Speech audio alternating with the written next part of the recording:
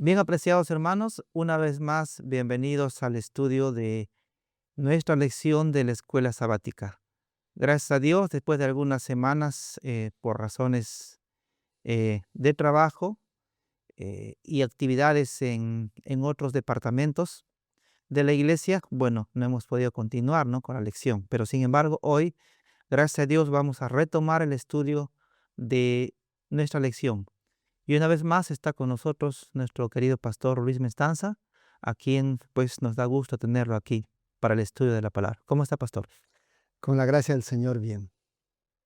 Gracias a Dios por darnos todavía la vida, la oportunidad de compartir la palabra. Y oramos que sea de bendición para el pueblo que nos escucha y ese pueblo que se preocupe en investigar la palabra. Así es. Vamos a iniciar nuestra lección con una oración pidiendo que el Señor nos pueda guiar. Pastor, Gracias. Amante Padre Celestial, invocamos tu nombre en esta oportunidad para pedir la dirección de tu Espíritu en el estudio, Señor, de tu palabra, de esta lección. Entender las advertencias que tú diste a tu pueblo, al pueblo de Israel, de Judá, a tu pueblo de todos los tiempos, a tu pueblo actual, Señor, que permanece en el tiempo del fin. Ayúdanos a entender nuestra realidad, nuestra condición y a depender cada momento de ti.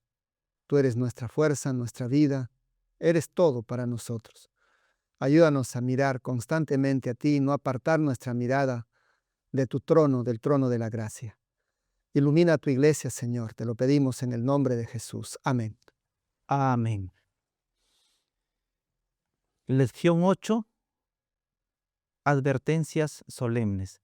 Pastor Mestanza, la lección anterior, bueno, no lo hemos estudiado aquí en el estudio eh, de multimedia, pero usted sabe que fue importante. La lección pasada decía alabanzas, ¿no? ¿Por qué decía alabanzas? ¿Nos puede dar un pequeño resumen? La gratitud del pueblo, la gratitud de los líderes frente a toda victoria, toda liberación, es dar gracias a Dios. Isaías, en su contexto, el enemigo que tenía el pueblo de Israel era Siria. Y no solo Asiria, habían otros enemigos, estaban los filisteos, estaban Moab, Amón, hasta los árabes eran los enemigos que luchaban contra el pueblo del Señor, que tenían la verdad. Entonces, el, el enemigo presente era Siria de Israel. Israel quería unirse a Egipto, pero Isaías ve ya a Egipto fracasando y el plan de Dios triunfando. La liberación de Dios sobre su pueblo allí, siempre pendiente sobre su pueblo, aunque el pueblo rebelde, apóstata, pero Dios allí con los fieles. Entonces Isaías es inspirado por el Espíritu Santo para dar gracias a Dios, cantar, alabar a Dios, una alabanza que traspasa los tiempos, los siglos, desde su tiempo hasta la liberación final del pecado. Desde sus tiempos que estaba Siria, después vendría Egipto, después vendría Babilonia, todos, hasta incluso Dios libera a su pueblo de la propia Jerusalén apóstata, de la mayoría que apostatan. El remanente sigue adelante. O sea, siempre ha habido cánticos de alabanza, de adoración, de reconocimiento. Por ejemplo, el cántico de Moisés, ¿no? Cuando fueron liberados de Egipto. Y Jesús también va a cantar, el pueblo del tiempo del fin, el cántico del Cordero. Encontramos en el libro de Apocalipsis, ¿no? Apocalipsis, sí. El cántico dice de liberación que nadie lo podía cantar sino los 144,000. 144,000, ¿no? Muy Así bien. es. Entonces es hermoso cómo podemos enlazar, ¿no, pastor, a través de la historia, este gesto, esta actitud de Isaías, ¿no? De alabar al Señor por las victorias que Dios nos concede. No solo que concedió en su tiempo. Nos concede ahora y nos va a conceder, ¿no? Así es. Así es. Bien, ahora el contexto histórico es distinto. Como ya vemos en el libro de Isaías, pastor, no está sujeto el libro de Isaías a una cronología, ¿no? De decir, vamos estudiándolo por años, como en el libro de los jueces, ¿no? No, Es distinto. es distinto, sí. ¿Por qué? Es, Como que Isaías se creo como que retoma nuevamente, ¿no? Algunos hechos pasados para nuevamente, pienso yo, ¿no? Para darle más énfasis. siempre la Biblia es así. Alguien me preguntó, ¿las profecías hay un orden cronológico? ¿Hay un sistema que empieza desde un punto y avanza cronológicamente hasta su fin? No, siempre hay un cruce de información. Si nosotros vamos a, por ejemplo, a Juan en el Apocalipsis 12, está hablando de la iglesia perseguida en el desierto, los 1260 días. Eh, Luego de allí va hacia, no la historia del pasado, sino hacia la eternidad, cuando el enemigo se revela en el cielo. En Apocalipsis 12 usted me está 12, diciendo. sí. Claro. Y, y Daniel también tiene ese sistema, ese cruce de información. O sea, el pasado al presente y el presente al futuro. Isaías también lleva ese mismo sistema. Claro, es que el pensamiento occidental siempre es de forma recta, ¿no? En Ajá. cambio, se dice que el pensamiento hebreo, el pensamiento que encontramos en la Biblia es un pensamiento holístico, ¿no? Circular, Circular. ¿no? Entonces, en base al propósito. Entonces, en este caso, ya estamos en el capítulo 28, 29, 30, pero vamos a retornar nuevamente como si fueran, pastor, las primeras Ajá, lecciones. eso es un quiasmo, ¿no? Un quiasmo es un cruce de información pasada al futuro y el futuro son quiasmos. Así es, ¿no? Sí. Entonces, después de ver las alabanzas, ¿no? Por ejemplo, sobre los asirios, ahora vamos a regresar un poquito atrás. Si hablamos de historia, ¿no? Ajá. Vamos a ver el contexto de la lección 8. ¿Cuál es el contexto? ¿En qué tiempo se va a desarrollar estas advertencias, pastor? Ya en el tiempo de dos pueblos que están separados, el norte y el sur. El reino del norte, que ya sabemos, que lo estudiamos ya en lecciones pasadas, tenía un enemigo que iba conquistando pueblos, Asiria. Entonces, Israel estaba dentro de los planes de Asiria y Israel tenía, las 10 tribus tenían temor de ese enemigo poderoso, de los asirios. Entonces, ¿qué hizo Israel? Las 10 tribus se alió con Egipto, ¿sí?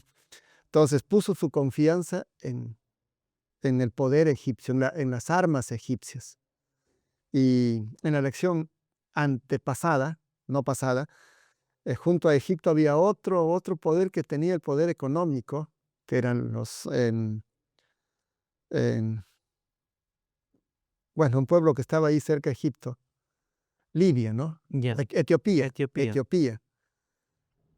Tanto el poder económico y el poder armamentístico para Dios no es nada. Entonces, pero Israel confió en los etíopes, confió en Asiria, hasta confió en los árabes. Entonces Dios dijo, o eso era el contexto de Israel, dejar de confiar en Dios, dejar de consultar a Dios y buscar la alianza humana. Y eso es el fracaso de los líderes, el fracaso del pueblo, confiar en el brazo humano. O sea, por un tiempo, queridos hermanos, entonces podemos andar por fe y pasa el tiempo, pastor, y de pronto queremos andar por vista. Ujú. Hay un Dios que nos puede ayudar en el cielo, pero queremos ver algo palpable, ¿no? Algo que nuestros ojos puedan ver, nuestras manos puedan tocar. Esto entonces pasó a Israel. Ujú. Para añadir, hay mensajes, pastor, si estoy bien, o me corrige si estoy mal.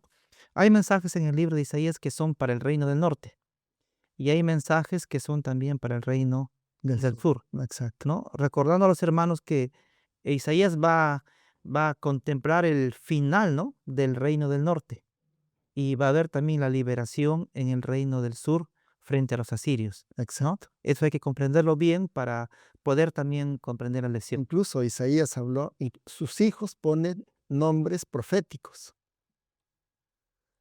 ¿Te acuerdas? Siarjasú. Sí. Se fueron a encontrarse con el rey judío, decirle, no va a ocurrir la invasión de Israel con Siria. Ujú. Dentro de 65 días desaparece Israel. Y, Sí, y luego iba a desaparecer los sirios bajo el así. poder de los asirios. Claro, como que esto es, si no comprendemos bien esta separación de norte y sur, puede haber confusión en comprender Isaías, ¿no? Exacto. Porque en algunas vemos que de parte de Dios hay mensajes de destrucción. En otros vemos mensajes de consolación, de retorno, de esperanza. Hay que verlo bien el contexto, ¿no? En el caso de Israel ya, en el libro de Isaías, Deja el de ser norte pueblo, deja de ser deja de pueblo. ser pueblo. Pero para Judá hay un remanente. Hay un remanente. Y a ese remanente Dios presta toda su atención. Exactamente, ¿no? Muy bien. Entonces ahora dice advertencias solemnes. Creo que este mensaje es para el reino del norte. Sí, ¿No? En su contexto es para el reino del norte. Y hermanos, vamos a dividir la lección en 3 partes para poder comprenderlo mejor. ¿Le parece, pastor? sí, está bien. La parte 1 es la pregunta 1 y la pregunta 2. Y vamos a hablar del pueblo. Ujú. La parte 2 vamos a hablar ya de los líderes. ¿Ya? Entonces, esto vamos para poder comprenderlo. Y la parte 3 tiene que ver con la gracia divina guiando al remanente. Así es, así es. Bien, entonces vamos a empezar la parte 1, que es al pueblo. Dice claramente amonestación al pueblo. Ujú. Pregunta 1, ¿cómo amonestó Dios a su pueblo por su orgullo, su adoración superficial y confianza en su propia fuerza? Pastor, yo le leo lo que también Jesús dijo. Ujú. Este pueblo De de labios. labios me honra, pero su corazón está lejos de mí. Lo que pasa en estos días también pasaba entonces en Israel. Ujú, sí. ¿Cómo se puede comprender esto? La adoración externa es una fachada. Te hago un ejemplo cómo es una adoración externa de labios, sin el corazón. Es un protocolo que se sigue, una liturgia que se sigue. El himno, la oración, el texto bíblico, el tema, a veces el tema solo preparación, una preparación em, homilética, tratar de convencer a las personas con una estructura teológica, conocimiento intelectual, pero no se siente en el fondo. Entonces, es de labio, es mente, es externo, pero no hay una convicción profunda, no hay un sentir profundo en el alma, en el corazón, de lo que tú estás haciendo está guiado por el Espíritu Santo. Y a veces podemos predicar en solo investigación, solo ciencia, pero sin la dirección del Espíritu, sin sentir en el fondo, el alma seguirá siendo vacía. Terminamos la exposición, la conferencia, hasta podemos preguntar, ¿qué tal se fue el tema? ¿Se entendió? ¿Se escuchó bien? ¿Logré convencer? Y, y la decepción es cuando ves que el pueblo se va como entró, Vacío. vacío. Eso es cuando ya el Espíritu Santo no está guiando, no está conduciendo. El mensaje es puro preparación intelectual. Eso fue la condición del pueblo de Israel en su tiempo. Adoración de labios, llevando una forma, un protocolo externo, una liturgia aparentemente solemne, sagrada. De pronto los grupos corales llevando un esquema exacto, Una programación una perfecta. programación perfecta, pero es programación, pero el alma vacía. Eso es lo que condena a Dios del pueblo, De labios me honra. de labios. Pero Es mente y labio, el corazón. vacío. Usted hablaba, por ejemplo, de las prédicas, ¿no? Se dice siempre que una prédica tiene que tocar el corazón, tiene que tocar también la razón, las emociones y la voluntad, porque tiene que llevar a cambiar a la persona, Exacto. ¿verdad? ¿No? Bueno, ya que hemos entrado a la parte 2, ¿no? De los líderes, ¿no? De los que predican, pero en la parte 1, en cuanto al pueblo, ¿no? A veces, pastor, cantamos, no te amo, Señor, te proclamo tu gran poder, Señor mi Dios, pero muchas veces es solamente Labios. de labios y no sentimos, ¿no? Ese amor a Dios. Exacto. Entonces, por eso dice, este pueblo de labios me honra, pero su corazón está lejos de mí. Una religión superficial. Esto pasaba también entonces en Israel. Israel, o sea, si lo vemos a Israel como las 10 tribus, aliándose con Egipto. Si su corazón estaría unido a Dios, nunca buscarían la alianza con Egipto, ni tendrían miedo a los Ah, Siria. filisteos, a Siria. Ujú. No tendrían miedo. Su corazón estaría lleno del Espíritu Santo y tan confiado en Dios. Pero mientras estaba vacío, desconfiando de Dios, y habían roto relación con Dios, entonces alababan a Dios, pero confiaban en la fuerza egipcia. Ujú. Y una parte acá, mira lo que dice, ay de los que se esconden de Jehová, encubriendo el consejo y sus obras están en tinieblas. Y dicen, ¿quién nos ve y quién nos conoce? Vuestra perversidad ciertamente será reputada como el barro del alfarero. Ujú. Perdemos el temor que Dios nos está viendo entonces. Porque acá dice, hay de los que se esconden de Jehová, y dice, ¿quién me está viendo? ¿Quién me conoce? O sea, prácticamente algo superficial y lo que está dentro, nos olvidamos que Dios lo ve todo. Hay una palabra que se utiliza en el mundo político, legal, en los juicios: impunidad. Em, Hay un hecho que se hace, pero los jueces no lo toman en cuenta, olvidan todo eso, ¿no? Ujú. En el pueblo de Israel, sus formas externas, la adoración de labios, ocultaban lo adentro, pasaban, se lo cubrían con la forma externa. Los pecados que cometían, la falta de fe, la rebelión contra Dios se quedaba impune, no se tocaba, no se confesaba. Impunidad moral, impunidad espiritual. El pueblo buscaba a Dios, se acercaba a Dios, como dice Isaías, Ujú. pero era un acercamiento protocolar solamente, un acercamiento superficial, Superficial, fachada. una fachada, solamente de fachada. Y eso Jesús lo declaró cuando vino a la tierra: sepulcros blanqueados por fuera, pero por dentro lleno de huesos de muerto. Esa es la adoración superficial. Como que, pastor, siempre hay dos extremos que nos empuja el diablo, ¿no? Ujú. En el tiempo de Israel, por ejemplo, desde Israel al liberalismo, a la idolatría, ¿cierto? ¿No? Exacto. Eh, Muy a la izquierda. Vino Jesús, otra fachada igualmente, pero vuelta ahora al otro extremo, al fanatismo, Fanatismo. al legalismo, al perfeccionismo. El joven rico dijo, Señor, ¿qué tengo que hacer para ser salvo? Guarda los mandamientos, todo lo guarda, ¿qué más me falta? Y el Señor que conoce el pensamiento, dice, si quieres ser perfecto, le dice, ¿no? Entonces siempre hay dos extremos, pastor. Aquí hay dos cosas, hermano Wilson. Una cosa es tratar de ser perfectos por la ley. Eso es lo que buscaba el joven rico. Ajá.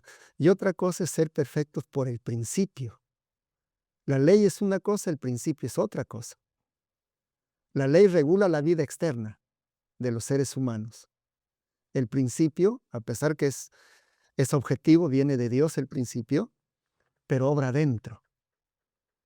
Si el principio divino obra dentro de nosotros, en el alma, el ser humano nunca va a decir, no puedo, nunca va a dejar de buscar la perfección cada día, pero no es movido por un fanatismo, sino es la obra del Espíritu Santo que transforma el carácter, regenera los pensamientos, restaura la imagen de Dios en el hombre. Pero el legalismo es tratar de cambiar la vida del ser humano por, por una ley externa, sin el Ujú. principio. El principio, puesto en el alma, es lo que transforma la vida del ser humano. Así es, ¿no? Entonces, Dios siempre va a mandar, va a haber advertencias solemnes. En este caso, tristemente, se pegaron al lado izquierdo, al liberalismo, una religión superficial. Como dijo Dios, de labios me honran, pero su corazón estaba lejos, lejos de Dios, Exacto. ¿no? O al fanatismo externo, al legalismo Al externo. legalismo externo, ¿no? Exacto. Completamente. Ujú. Ahora dice, ¿cómo Dios confronta? En su pueblo ve rebelión, ve incredulidad. La pregunta 2 dice, ¿cómo Dios va a confrontar la incredulidad y la rebelión de su pueblo? ¿Qué es rebelión, pastor? ¿Qué es estar en rebelión contra Dios? Ya. Em, Rebelión es rechazar los consejos, rechazar hasta su ley, rechazar la gracia, rechazar el gobierno divino. Por ejemplo, en el Perú hay rebeliones, hay grupos que se levantan en armas y están contra el sistema del gobierno, se levantan contra el gobierno. En este caso, Israel, cuando se rebela contra Dios, quiere decir que establecen su propia forma de culto, de adoración, y dejan el principio divino, el gobierno divino, la gracia divina, la guía divina, hasta al buscar una alianza ya están rompiendo relación con Dios. Es una rebelión, estar en contra. Ujú. Ahora dice, ¿cómo confronta Dios la incredulidad y la rebelión de su pueblo? ¿Qué es ser incrédulo, pastor? Es no creer, Es no creer. es no creer. Hermanos, ser incrédulos es no creer, ¿no? Eh, Incredulidad también es rebelión. por eso dice, yo creo que la incredulidad nos lleva a la rebelión, ¿no? Por Así eso es. aquí dice, ¿cómo confronta Dios la incredulidad? Aquí nos habla dos puntos que yo encontré en Isaías. Usted nos va a ampliar. Sí. Primeramente, lo hace a través de su palabra. Dios no cambia el método, ¿no? Dios, cuando ve a un pueblo que está desviándose, nuevamente los invita a volver a su palabra. Porque acá dice, la palabra pues de Jehová será mandamiento tras mandamiento, mandato tras mandato, reglón tras reglón, línea sobre línea, un poquito allá, un poquito acá. Dios siempre, cuando desea que su pueblo regrese a sus caminos, siempre, pastor, lo va a invitar a que retorne a su palabra. Ajá. Es su regla, pastor. ¿O estoy mal aquí? Sí. Y es como pues es constante y paciente. No dio un mensaje y ya terminó y ya te di el mensaje. Reglón tras reglón, línea tras línea, un poquito aquí, otro poquito allá. Se levanta un profeta, continúa. Otro profeta continúa con el mismo mensaje, confrontando la rebelión y llamándolo a una reflexión y volver al camino. Entonces, este texto de Isaías, línea sobre línea, reglón tras reglón, es la constancia de Dios a favor de su pueblo. No deja de llamar, de exponer al pueblo su propósito, su plan de salvarlo, de alejarlo de la rebelión. ¿Y qué más encontramos en este texto? Eh, no solo es constante en llamarlo Dios a su pueblo, sino también lo confronta la incredulidad y la rebelión. Lo confronta. Y luego presenta un fundamento sólido. ¿Y quién es ese fundamento sólido? El retoño, ¿no? El que se levanta, el renuevo. Así es. Y ese es Cristo. Y aquí lo presenta como una piedra angular, Ah, probada, preciosa. preciosa. Como que a veces nos olvidamos y queremos construir sobre, Pablo dijo sobre madera, ¿no? Sobre hojarasca, sobre heno.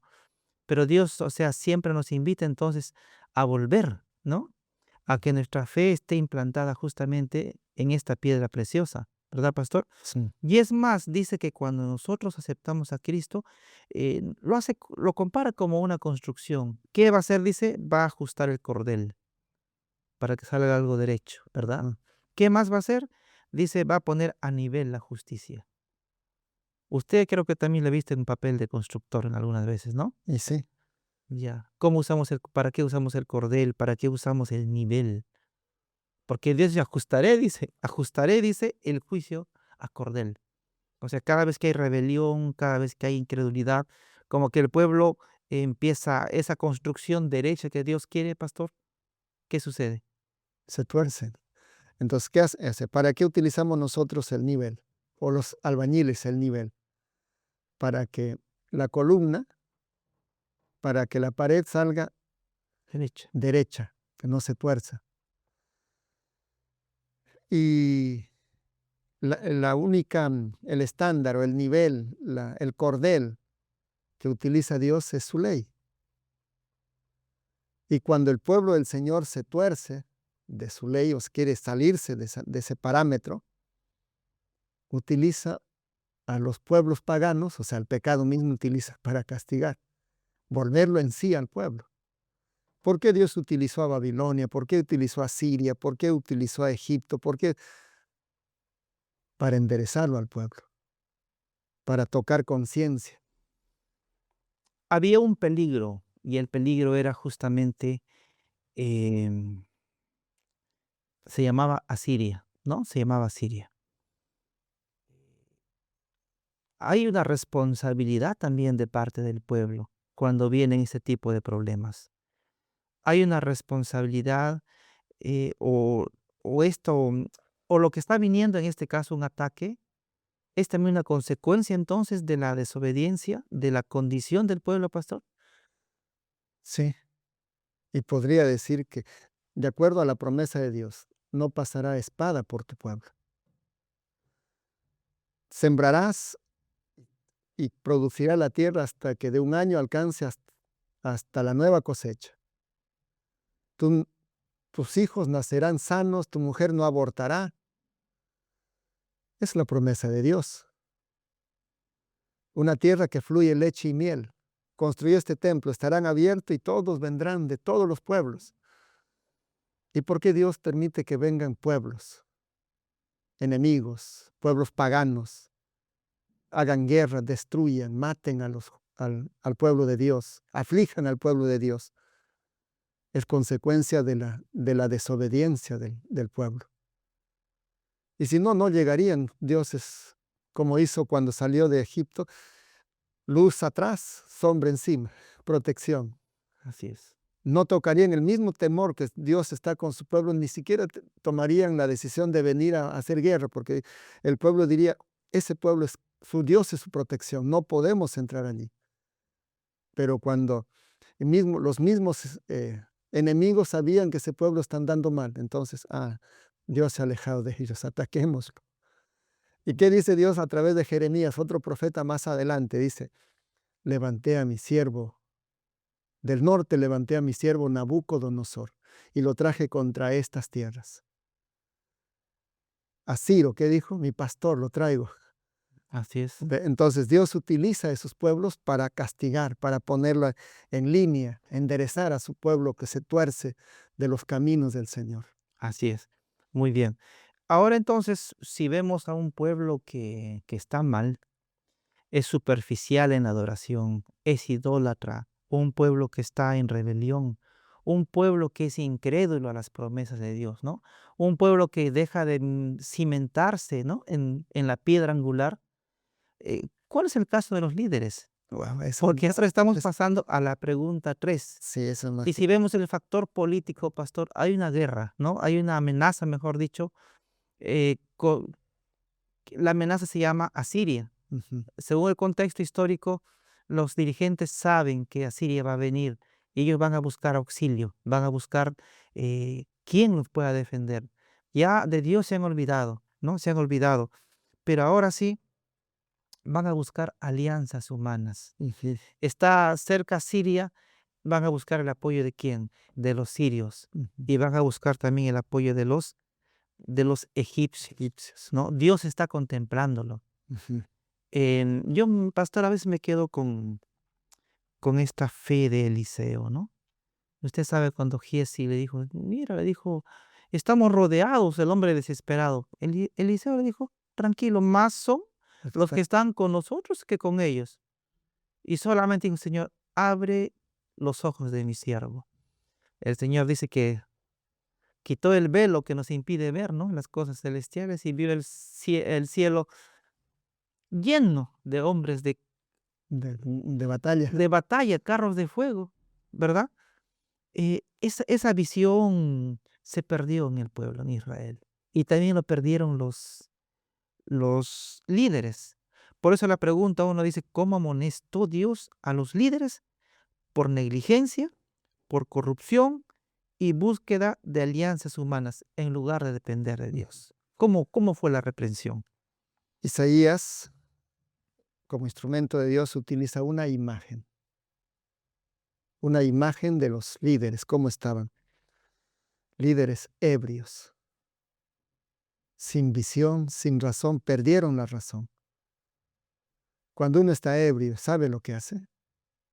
Hasta puede matar, puede hacer cualquier locura. Y cuando ya viene, cuando ya va el alcohol, lo hice cuando estaba ebrio, no supe lo que hice. Entonces Israel estaba ebrio, no literal, ebrio en su orgullo, ebrio en su incredulidad. Y su mesa, la mesa de los líderes, estaban lleno de, ¿qué dice? De vómito. O sea, no solo de suciedad, no solo un ebrio. Bueno, alguien toma un poco, ya no, ya.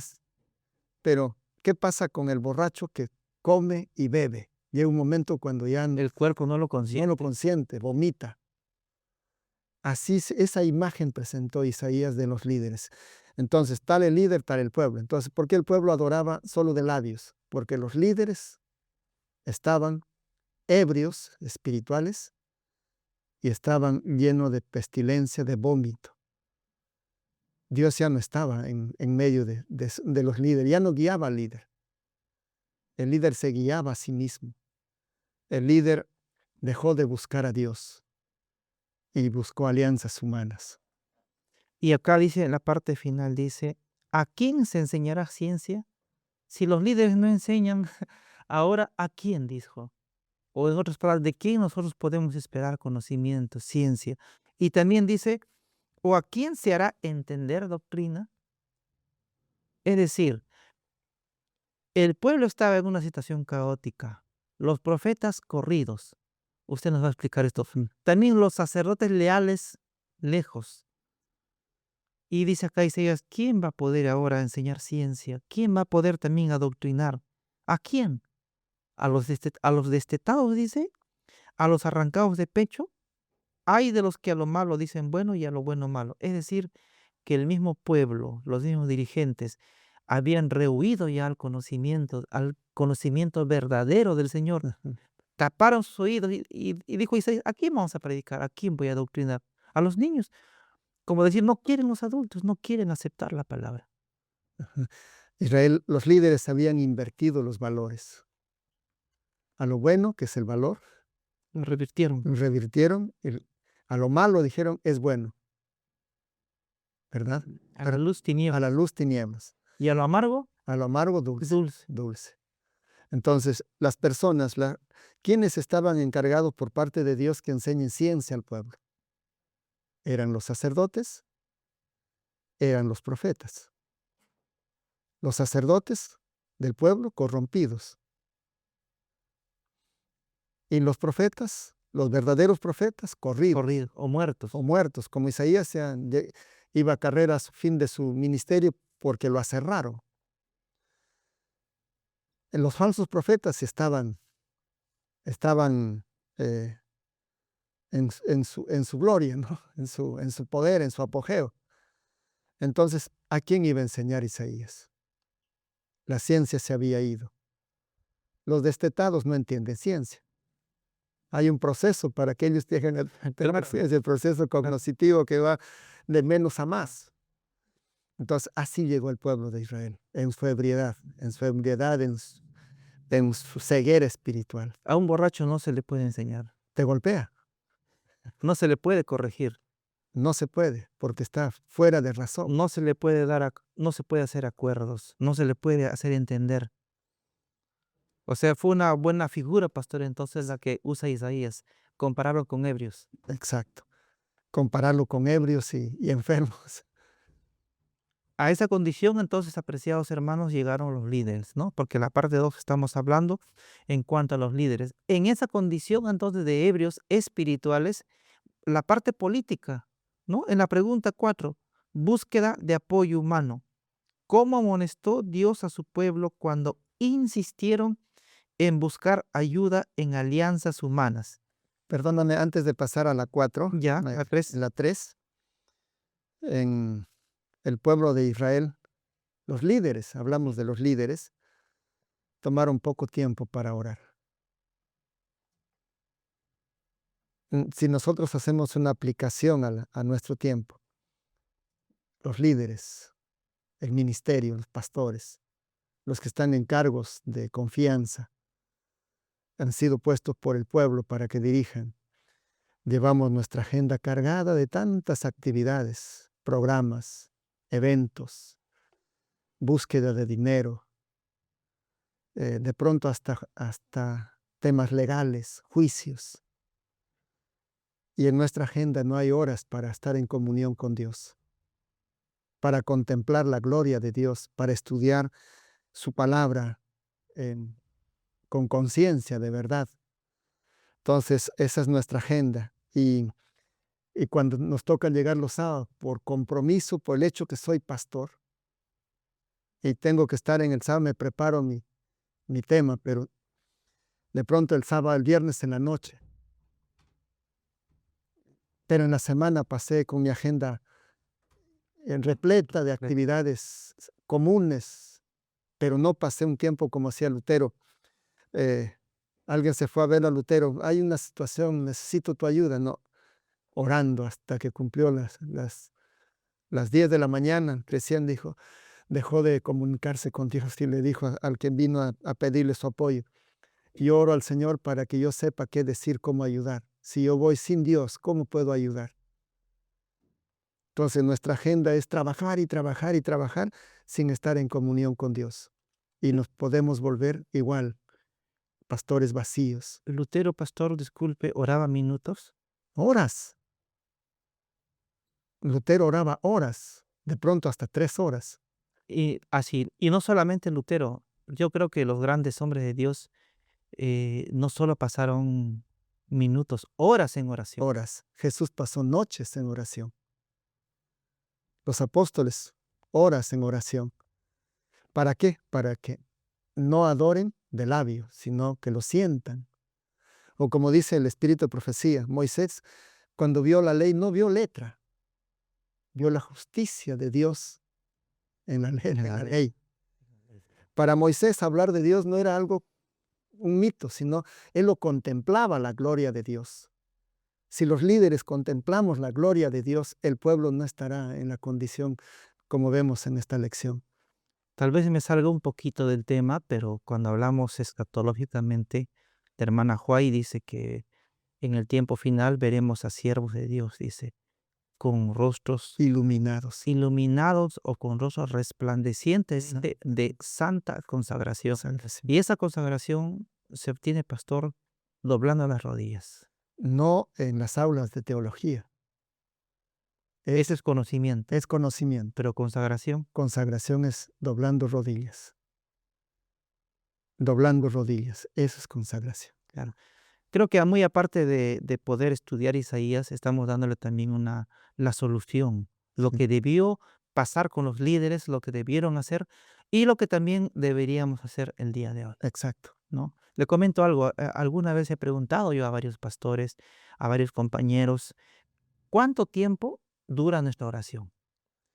Y yo creo que eso debemos ser conscientes cada uno de nosotros, ¿no?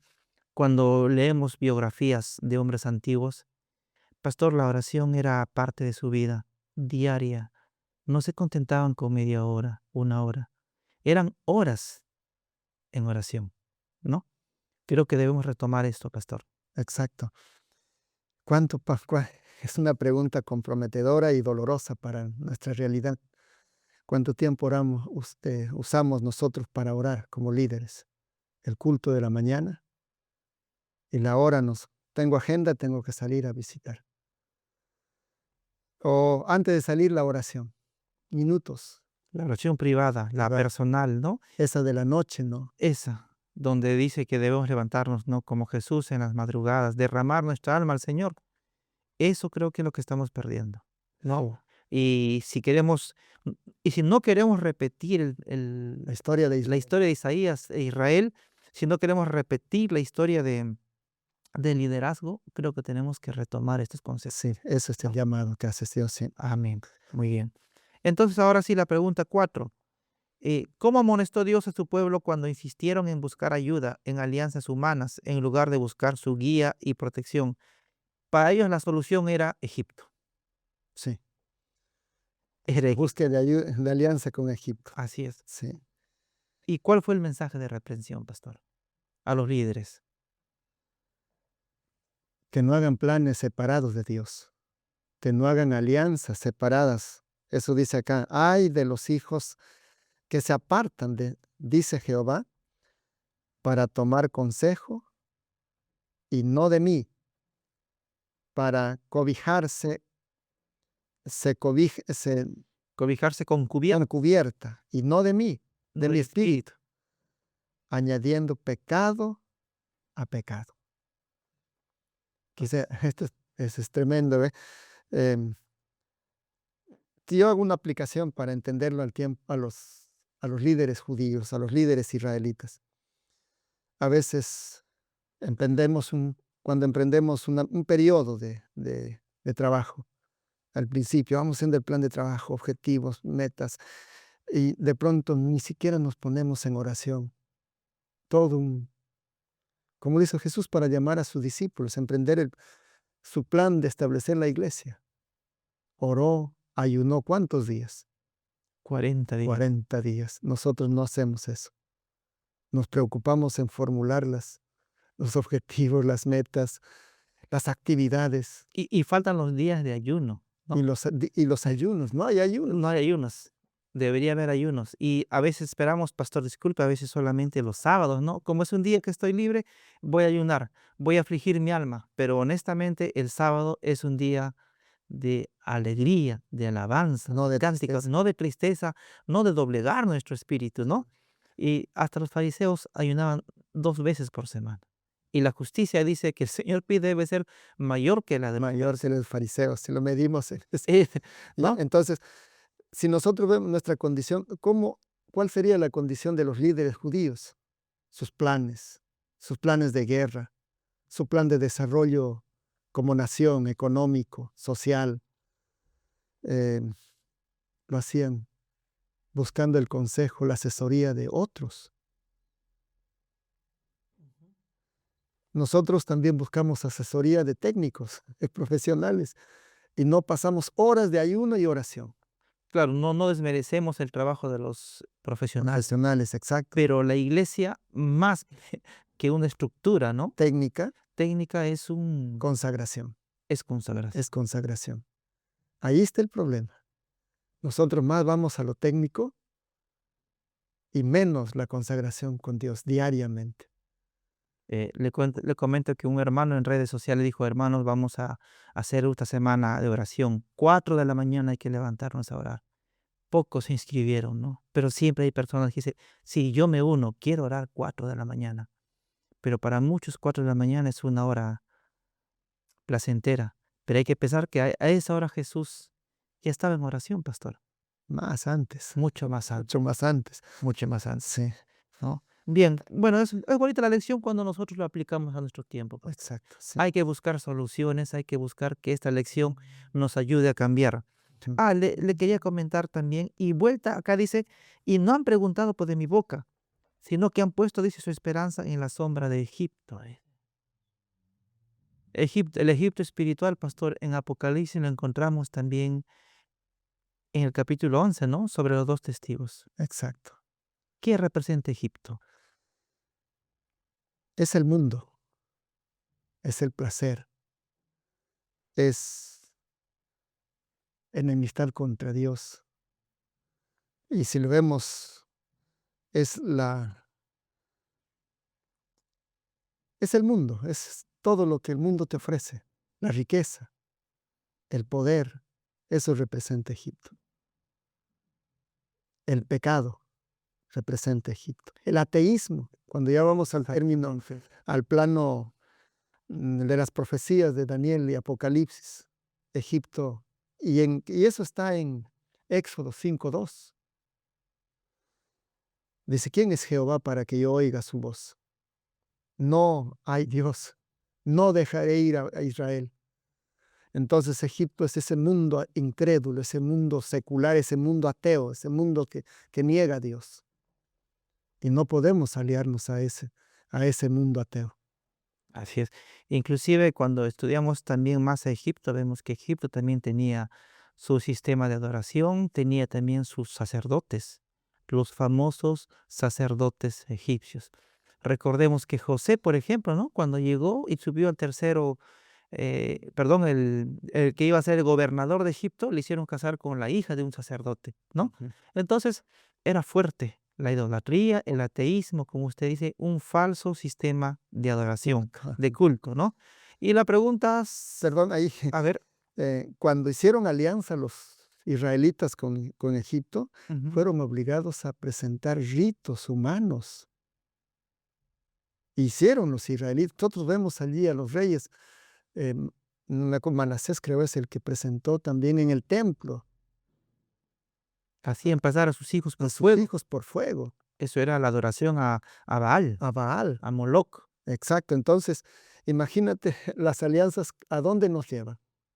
Cada rey judío, cada rey que hacía alianzas con otros pueblos, corría ese riesgo de hacer también lo que hacen los otros pueblos. Corrompían sus costumbres, les daban acceso y facilidad para que ellos puedan entrar, trataban de no molestar, ¿no? Al rey de quien buscaban simpatía, apoyo. Exacto. Y es que esas alianzas de líder a líder corrompían más al pueblo. No son gratis, No exacto. son gratis. Gratis. Hay un precio por pagar, pastor. Exacto. Y es destrucción del pueblo. Y aquí hay una amonestación a los hermanos, a los jóvenes, incluso hasta tiene que ver con el matrimonio. Cuando Dios dijo al pueblo cuando lo llevaba a Canaán, no hagas alianzas no des a tus hijos para las hijas de los cananeos, ni tus hijas des a sus hijos. ¿Por qué? Porque corrompe la vida moral, la vida espiritual, destruye la fe y lo lleva al ser humano a vivir por vista y no por fe. Ujú. La pregunta 5, pastor, nos habla un poco más acerca de Egipto. ¿Qué representaba físicamente, mirando a los ojos? ¿Por qué Egipto llenaba los ojos de los dirigentes de Israel?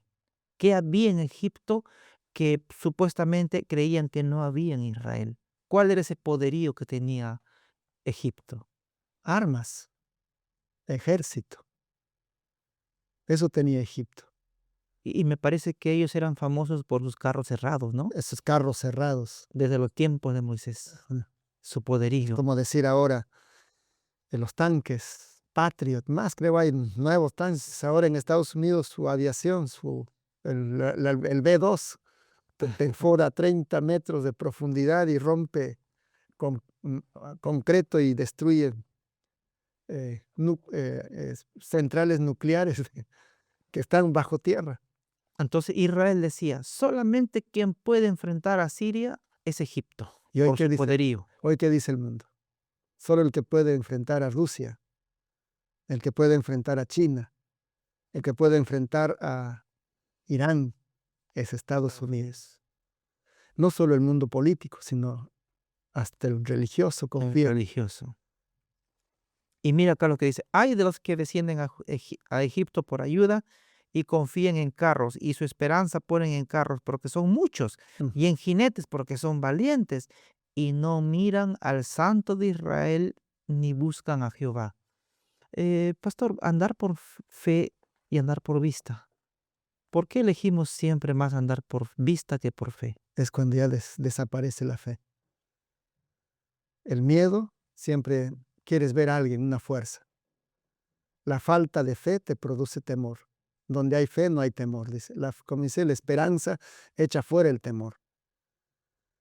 Nosotros, cuando perdemos de vista a Dios, siempre buscamos ayuda. Andamos por vista, Alianzas, alianzas, ver para creer. ver para creer, Dios no es así. Dios es lo contrario, ¿no? Cree para ver. para ver. Te dice, ¿cómo define Pablo la fe? La fe es la certeza de las cosas que no se ven, la convicción de lo que no se ve. Basta creer en la palabra de Dios, porque la palabra de Dios es viva y eficaz y es capaz de todo, pero nosotros palabra, necesito ver algo, necesito fuerza, necesito más personas, necesito más ayuda, Más recursos. más recursos. Si no, no hago. No Puedo. avanzamos, no puedo. Así hubiese dicho Noé, ¿no? Construye un arca, pero ¿dónde hay recursos? Exacto. Noé ¿No? empezó a construir de Y lo que no tenía, con lo que no tenía. exacto. Y mira, acá una cosa es como los humanos podemos ver a Egipto en su poderío, en su caballería, en sus carros, pero vemos ahora otro es lo que el Señor también le hace un análisis a Egipto, ¿no? En los siguientes versículos. En sí, ¿qué es Egipto para Dios? Y los egipcios hombres son, claramente lo dice, y no Dios. Y sus caballos carne y no espíritu. Ajá. Es verdad, el ser humano es carne, mortal, falible, no es eterno, la ayuda no es eterna. Por tal motivo, los israelitas deberían confiar en lo infinito, en lo eterno, en la fortaleza de siempre, de los siglos, que es Dios. Si confían en el brazo humano, perece el brazo humano, perece el ayudador y perece el que pide ayuda. Entonces, en todos los tiempos nosotros debemos confiar siempre en Dios. Así es. Vemos, pastor, entonces, y apreciados hermanos, en la parte uno hemos visto que el pueblo falla, ¿no? Hay Ujú. tibieza, de labios honran a Dios, es una religión superficial. Lo mismo pasa, pastor, con los líderes, ¿verdad? Ujú. Buscan el apoyo político, ¿no? Buscan el brazo de Egipto y se olvidan de Dios. Pero sin embargo, ya entramos a la parte final, la tercera parte, que nos habla que hay un remanente. Ex- Hay un grupo que a pesar que están viviendo, pastor, en Israel, en el reino del norte, sin embargo, ellos se mantienen fieles a Dios. Siempre ha habido, pastor, un remanente entonces. Siempre, siempre hubo un remanente. Si nosotros vamos a los periodos de la iglesia, vamos a encontrar que en cada periodo queda un remanente. Y cuando vamos al Espíritu de Profecía, dice que aún en las iglesias que constituyen Babilonia hay fieles, y esos fieles son el remanente. A esos fieles Dios los cuida, los protege y, y está siempre con ellos, guiándolos. Muy bien. Vamos a ver cuál es entonces el mensaje de Dios. Es un mensaje de misericordia para los fieles, ¿no? Le doy lectura y, Sí, pastor, por espero favor. su, Ya. su comentario. Ujú. Dice, por tanto Jehová esperará para tener piedad de vosotros, y por tanto será exaltado, teniendo de vosotros misericordia, porque Jehová es Dios justo, bienaventurado todos los que confíen en él. Ciertamente el pueblo morará en Sión, en Jerusalén, nunca más llorarás. El que tiene misericordia se apiadará de ti, al oír la voz de tu clamor te responderá. Ujú. Eran personas, pastor, que clamaban a Dios. Exacto. Consagrados.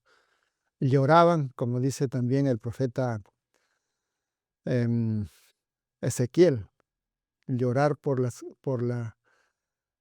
corrupciones y la maldad que se hace en medio del pueblo. Ezequiel 9. Ujú. Cuando Dios envía al mensajero para dar un mensaje al pueblo de Jerusalén y a sellar a su pueblo. Todos los que lloran, todos los que gimen y claman serán sellados con el sello del Dios vivo. Dios llama o nos muestra tres cosas o tres mensajes importantes al remanente. Número uno, nos asegura que Dios siempre va a estar dando su gracia al pueblo. O sea, misericordia es igual que gracia, ¿verdad? Entonces, para nosotros la gracia de Dios es todo. Si no habría gracia, no tendríamos esperanza. Por gracia Dios envió a su Hijo para morir por nosotros. Por gracia somos salvos. Por gracia recibimos el Espíritu Santo. Por gracia somos conducidos hacia, hacia la vida eterna. Por gracia pasamos el juicio. Por gracia somos santificados. Si no hay gracia, nada somos. Entonces Dios manifiesta su gracia y su misericordia a ese pueblo, a ese remanente. Aunque la gracia está para todo el mundo. Sin embargo, Dios guía por gracia un pueblo un pueblo fiel, un pueblo que se consagra día tras día. ¿Y qué más nos da? No solo Dios es justo, sino también Él nos da su justicia. Nos da la justicia de su Hijo amado. Y nosotros somos salvos por la justicia de Cristo, aceptado por medio de la fe. ¿Y quién se beneficia de esa justicia? Esa justicia que es obediencia perfecta de Jesús. Los que aceptan, los que se esconden por fe en esa justicia. Y hay algo más importante. Dice que no tendremos sufrimiento, tendremos vida eterna, gozo eterno. ¿Y moraremos en dónde? En Sión. No en Jerusalén literal. Por la fe ya estamos viviendo, morando en Sión, en el santuario celestial. Pero cuando venga Jesús y nos lleve a donde Él está, y luego después del milenio vivir por los siglos de los siglos en la nueva Jerusalén, ¿habrá llanto, sufrimiento, dolor? No. Apocalipsis capítulo 21, versículo 4, que dice que desaparecerá. No habrá llanto, ni clamor, ni dolor, porque las primeras cosas habrán pasado. Dios limpiará toda lágrima de los ojos de ellos. Ese es el mensaje al remanente, a los que claman, buscan, lloran, ayunan, buscando el favor de Dios. Y yo creo, Pastor Mestanza, que, bueno, que Dios nos ayude a depender directamente de Dios, porque si uno está en los caminos del Señor, como este remanente, no sabemos cuántos en número, Ujú. pero miraban al pueblo en apostasía, miraban a los dirigentes en apostasía. Toca muchas veces, pastor, vivir por fe. Sí, Miramos al humano, sea el pueblo o los líderes, muchas veces pueden fallar. Son falibles, son hombres, así es, pero no debemos dejar entonces de mirar a Dios. exacto. A veces nosotros podemos pensar que la congregación como tal, visible, em, registrado Mm. en los registros públicos, todos se salvan. En verdad no. Solo los fieles se salvan. Y el pueblo del Señor es invisible. Tú no sabes cómo es mi vida espiritual. Sí. Yo no sé cómo es tu comunión, tu relación con Dios. Podemos pasar en la iglesia los sábados, cantar, seguir las liturgias. Como dice la pregunta uno, Exacto, ¿verdad? exacto. Una religión superficial. Y de pronto perfecta, siguiendo un orden de los servicios de adoración. Cantamos bien, ensayamos, pero en el fondo vacío. Solo los que gimen y claman por causa de las abominaciones que se hacen en medio del pueblo es el que se salva. Y no es malo decir, ¿no? O sea, la religión superficial hay que también dejarse entender bien, ¿no? Es lo que se puede ver, lo que está por encima. Exacto. Cómo te vistes, cómo andas, exactamente, ¿no? Ujú. Pero como ya usted dijo, adentro no conocen, solo Dios conoce el corazón. Exactamente. Y Elías, ¿te acuerdas? Cuando se fue a Dios, dijo, solo yo he quedado. Pensaba que solo era fiel. Miraba a los líderes, como nos menciona aquí la lección. Ebrios, espirituales, sus mesas con mal olor de vómito. La iglesia adorando a Dios de labios. Y Elías, solo yo he quedado, Señor. No se prejuició, eh, tal vez no renegó de Dios, o sea, no se apartó. Exacto. Por momentos sí, Ujú, hay momentos de debilidad cuando miramos al ser humano. ujú. Corrió a esconderse. Corría a esconderse. Pero después cuando se encuentra con el ángel del Señor, ¿qué dice? Solo yo he quedado. Dios le contesta y dice, no, hay 450 que no han doblado rodillas ante Baal. Claro, son los profetas, ¿no? Aparte son 7,000, 7,000. 7,000 que no han doblado No rodillas, han doblado ¿no? rodillas. Entonces hay fieles. Solo los fieles llegan al fin. Así es, Ujú. muy bien. Pregunta 7. ¿Cómo encontrarían descanso y salvación aquellos que confiaban en la misericordia de Dios? Volviendo a Él, por fe, Ujú. abriendo nuestro corazón, viviendo su palabra. Al aceptar a Jesús y caminar y depender de sus méritos, inevitablemente guardaremos su palabra, guardaremos sus mandamientos, guardaremos sus principios. Por eso el Señor nos invita a volver a Él, porque Él es la seguridad, Él es el brazo fuerte. Y sin Él nuestra vida se corrompe cada día. La religión sin Dios es vanidad. Hay un dicho que dice que existe obediencia sin amor. Podemos obedecer aún a nuestros padres, obedecer a un superior sin quererlos, hacerlo con un deber. Pero lo que no existe, dice, es amor sin obediencia. Exacto. Cuando uno ama, la obediencia es un resultado tan hermoso, ¿no? Lo hace porque ama. Y eso creo que es lo que vale a Dios, ¿verdad, pastor? Sí. No sé si nos damos cuenta en los países, en los gobiernos dictan leyes. ¿Los ciudadanos son felices obedeciendo esas leyes? Muchas veces no. No. Obedecen porque hay una sanción. Cada ley que regula nuestra vida externa también establece sanciones cuando hay incumplimiento de las leyes.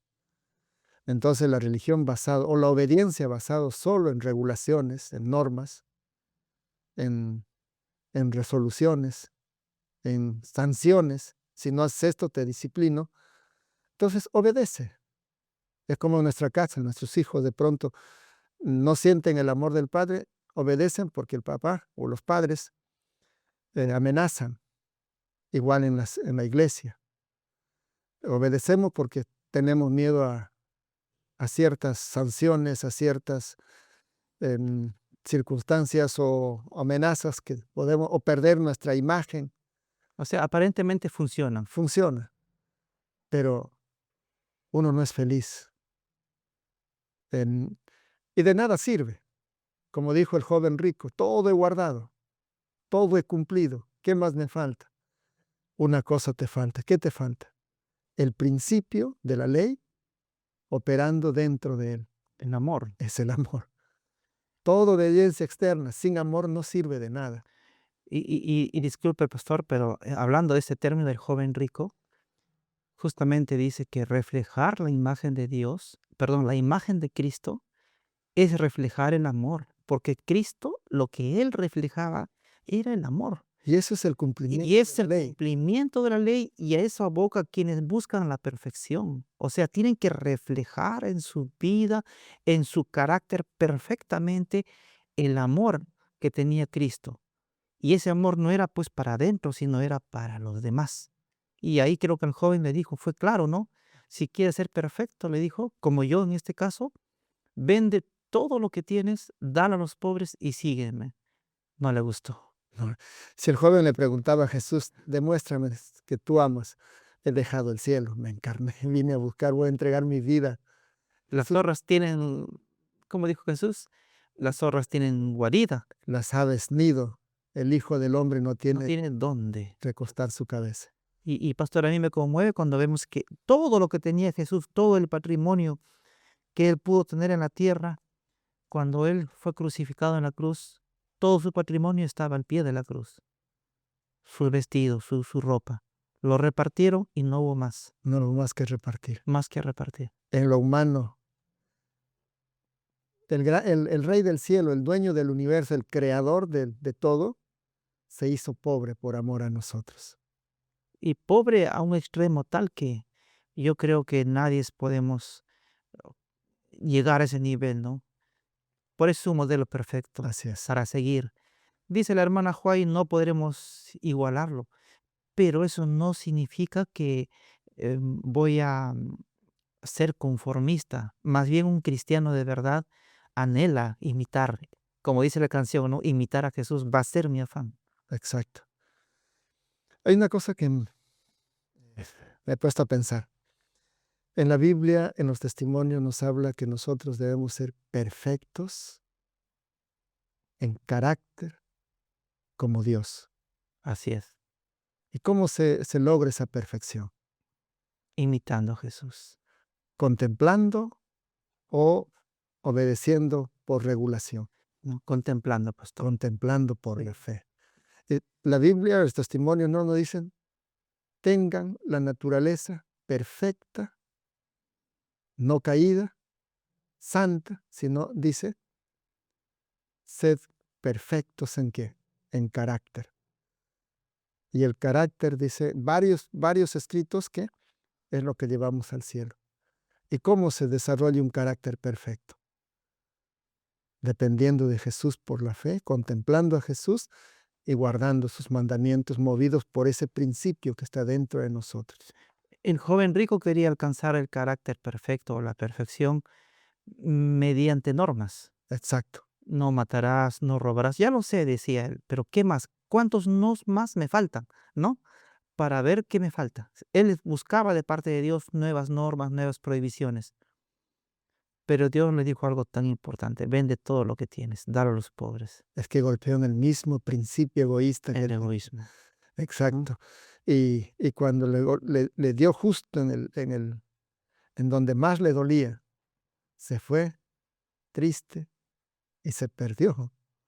Y hay un párrafo, pastor, que usted debe recordar, ¿no? Cuando dice, sería bueno que al día dedicásemos siquiera una hora, dice, ¿no? A la contemplación de la vida del Señor. Dejar, dice, dejar que la imaginación se posesione de nuestra mente y imaginarnos cómo era la vida de Jesús. Y dice, detenernos especialmente en las últimas escenas, el Calvario. El Calvario. Desde el momento que da la cena a sus discípulos, se encamina hacia el Getsemaní, los momentos en que él se va a orar, pasa de mí esta copa. Si fuera posible, pasa de mí esta copa, pero, y allí qué dice, pero que no se haga mi voluntad, sino la tuya. Demuestra que no había nada de egoísmo, no luchaba por él, entregaba todo a favor del ser humano.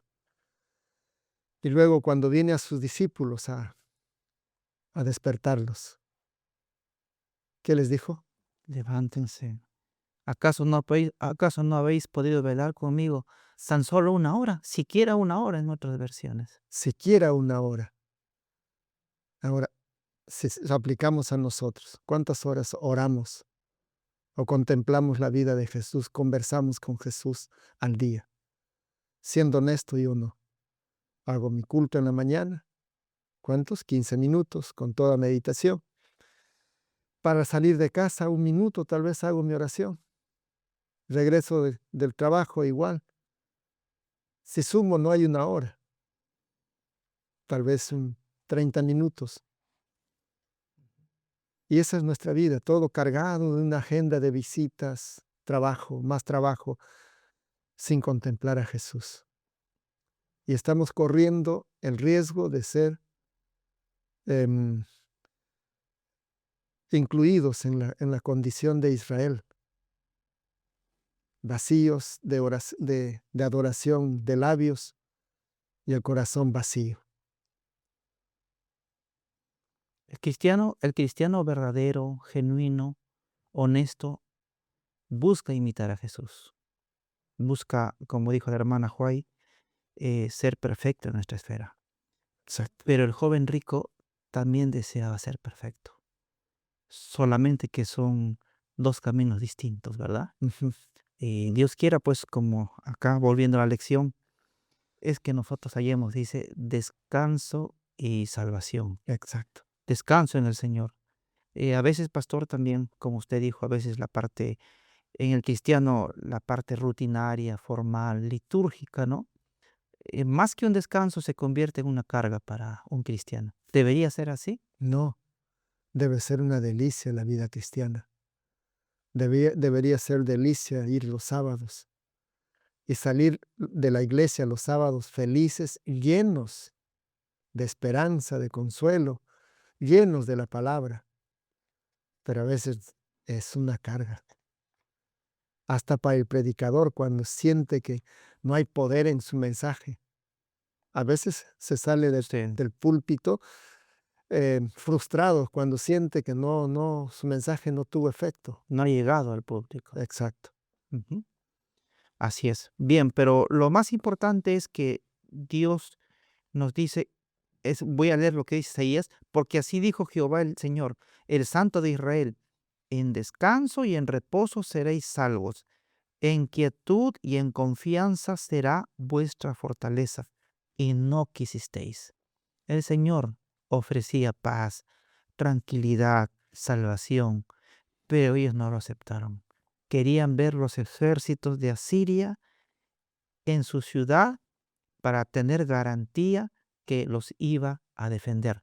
Perdón, iban a defender de Egipto, ¿no? Egipto. Querían ver a los egipcios, los carros, los caballos, esos hombres valientes, para sentirse tranquilos, en paz.